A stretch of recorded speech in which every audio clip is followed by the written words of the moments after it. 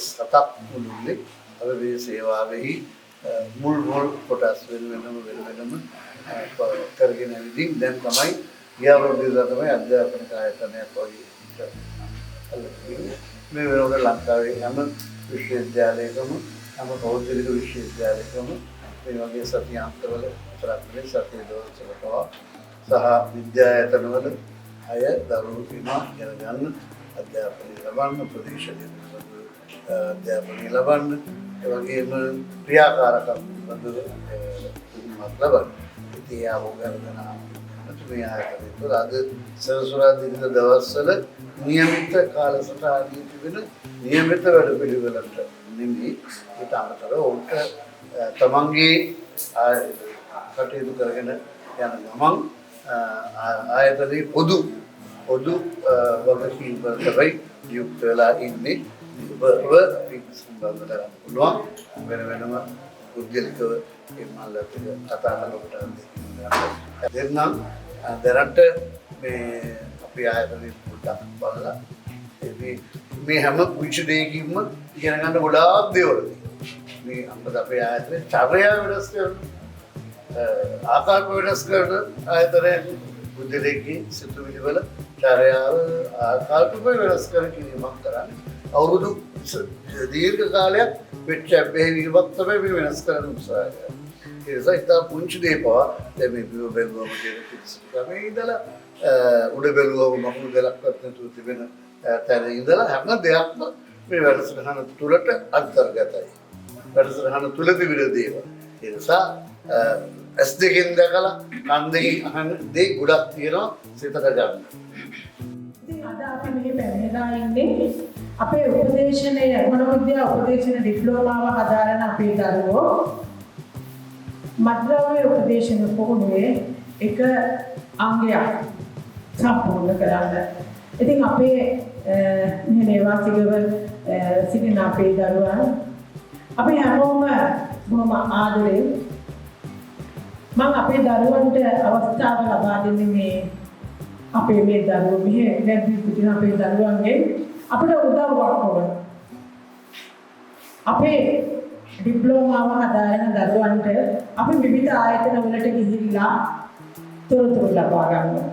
පෙර පාසල්, වැඩිහිටි නිවාස, පුනරුත්ථාපන මධ්‍යස්ථාන, විවිධ රැකියා ස්ථාන, පාසල්, ඒ වගේම මේ වගේ නේවාසික ස්ථාන, ගම්මාන, විවිධ ජාතීන් මේ වගේ බොහෝ අය හමු වෙලා අපේ ඉදිරියේ අනාගතේ මනෝපදේශකවරු වෙන්න ඉන්න අපේ දරුවන්ට පුහුණුව අවශ්‍යයි. ඒ වගේම අත්දැකීම අවශ්‍යයි. ඒ අත්දැකීම් ලබා ගන්න තමයි මෙතනට ආවේ. ඔබ අපිට සම්පදා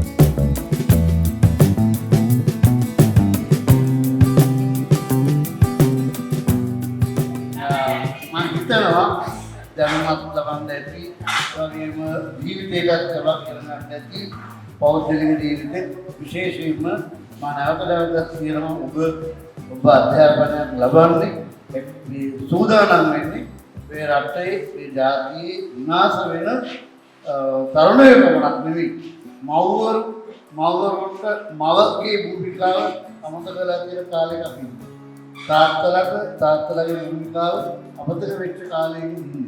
ඒ නිසා දරුවන් අතරමං වෙච්ච කාලෙක ඉන්නේ. ඒකට කතා කරන්න, ඔවුන්ට සමීප වෙන්න, ඔවුන්ව හිතෙන් මුදව ගන්න විශාල ශක්තියක් උදන්න වෙනවා. ඔබ වගේ තව දහස් කරන මේ රටට අවශ්‍යයි. ඔබ දන්නවා අපිට ඉන්නවා ෆැමිලි ඩොක්ටර්. හැමෝට වෙන්න ඕනේ ෆැමිලි ඩොක්ටර්ස්යි. හැබැයි අපි දන්නවා විදේශී හැම රටකම ෆැමිලි කවුන්සල්. අපේ රටේ තාම ඒක එච්චර ප්‍රචලිත නැහැ. අපි හිතන්නේ කවුන්සලර්ගේ ප්‍රේතියව කවුන්සලර් එකට යනකොට පිස්සු කියලා හිතනවා. නමුත් ඇත්තටම හැම කෙනෙකුම ජීවිතේ හැම කෙනෙකුටම ෆැමිලි කවුන්සලර්ස්ලා අඩුවක් තියෙනවා. ෆැමිලි කවුන්සලර්ස්ගේ සේවය අවශ්‍ය වෙනවා. ඒකට ඔබට පුරෝගාමී වෙන්න පුළුවන් සහ ඔබගේ තව සිය ගණනකට මේ ආයතනයේ පවත්වාගෙන යන ඔබතුමන්ලා මේ තවත් දියුණු කරලා තවත් විශාල පිරිසකට අවස්ථාව ලැබලා ඇත්තටම අද අපි මෙම ආයතනයට ඇවිල්ලා අපේ ශිෂ්‍යයොත් එක්ක ඇවිල්ලා මේ පුහුණුවකට සහභාගී වුණා. ඇත්තට මේක ගොඩක් වටිනවා. අපේ ගරු ස්වාමීන් වහන්සේ සහ මේකේ මනෝ උපදේශකතුමා ඇතුළු සියලු දෙනාම අපිට ලොකු සහයෝගයක් දුන්නා. ඒත් එක්කම ඕස්ට්‍රේලියා රටේ ඉඳලා ඒ මහතා අපිට මේ WhatsApp දුරකථන මාර්ගයෙන් අපිට බොහෝ දෙයක් කියලා දුන්නා. මම හිතනවා අපි ගොඩාක් දේවල් ඉගෙන ගත්තා ඒකෙන්. අපේ සීලුම ශිෂ්‍යයන් සහ අපි දෙයක් ලොකුට ඒකෙන් දැනගත්තා. ඇත්තටම අද දවස හරි අපි සතුටින් විනෝදෙන් ඒ වගේම මේ රටේ පැතිරෙන මේ වසංගතයක් වන මත්ද්‍රව්‍ය උවදුර අපේ රටින් තුරන් කිරීමට අපිට අවශ්‍ය දේ ලබා දීමක් ලැබුණා. ඇත්තටම සතුටුයි. මම හිතනවා මේ හැමෝටම අද සහභාගී වෙච්ච දේ ගැන අපි හැමෝටම සතුටුයි. බොහොම ස්තුතියි. අපේ ශාන්ති මෙන්ටල් හෙල්ත් කෙයාර් එකේ ඩිප්ලෝමා හදාරන අපේ දරුදරියන් පිරිසක් අද මෙතනට පැමිණියා. පුහුණුව සඳහා අද අපේ දරුවෝ මත්ද්‍රව්‍ය නිවාරණය පිළිබඳ පුහුණුව හා පුනරුත්ථාපනය පිළිබඳ ලොකු පුහුණුවක් ලබා ගත්තා. ඒ වගේම අපිට අපේ මේ ආයතනයේ භාරව ඉන්න මනෝපදේශකතුමත් හොඳ දේශනයක් අපිට පැවැත්තුවා. ඒ වගේම ඕස්ට්‍රේලියාවේ ඉඳලා ලලිත් මහත්තයත් අපිට අපේ දරුවන්ට මේ මයින්ඩ්ෆුල්නස් ගැන වැඩි වශයෙන් කතා කළා. මේ ආයතනයේ පැමිණි අවස්ථාවේ සිට අපිට සහයෝගය දක්වපු ගරුතර ස්වාමීන් වහන්සේ ඇතුළු සියලු දෙනාටම අපි බොහොම ස්තුතිවන්ත වෙනවා. ඉදිරියේදීත් අපේ ආයතනයේ දරුවන්ගේ අධ්‍යාපන කටයුතු ඒ කියන්නේ මනෝවිද්‍යාව උපදේශනය සඳහා අපි නැවත වාරයක් එන්න බලාපොරොත්තු වෙනවා. මේ අවස්ථාව ලබා දුන්නට බොහොමත්ම ස්තුතියි. අද අපි පළවෙනි ශේෂ්ඨ චාරිකාව ආවා. අපි ඒකෙන් ලොකු අත්දැකීමක් ගත්තා. රටට වැඩදායම පුද්ගලයෝ කියන්නේ අපේ දරුවෝගේ මනස වෙනස් වෙලා තියෙන තැනක අපේ රටට අවශ්‍ය යහපත්ම දරුවෝ පිරිසක් බිහි කරන ආයතනයක් අපිට අහම්බෙන් හම්බුණා. ඇත්තටම අපේ මුල්ම ශේෂ්ඨ චාරිකාව ලොකුම වාසනාවන්ත එකක් වුණා. මේ දරුවන්ගේ මඟ පාදන ස්වාමීන් වහන්සේට කාර්ය මණ්ඩලයටත් යහමඟට යන දරුවන්ටත් අනාගතයේ සර්වපකාරයෙන්ම සාර්ථක වේවා කියලා මම ශාන්තිය මෙතෙල් ආයතනය වෙනුවෙන් ස්තුතිවන්ත වෙනවා. ඉතින් මේ ආයතනයේට අපි අද උදෑසන ආවිල්ලා ගත්ත දැනුම ඇත්තටම අපේ ජීවිත ඒ වගේම මෙතරින් එහාට අපේ දරුවන්ගේ ජීවිත හදලා දෙන්න අපිට ගොඩක් රුකුලක් වෙනවා. එතනදී මේ ආයතනය අපි වගේ ආයතනවලත් එක්ක එකතු වෙලා අපිට දෙන දැනුමත් එක්ක මේ දරුවෝ ප්‍රතිනිර්මාණය කරන විදිය ඇත්තටම අගය කරන්න ඕනේ. ඒ නිසා මම ඇත්තටම මේ වැඩසටහන ගොඩක් අගය කරනවා.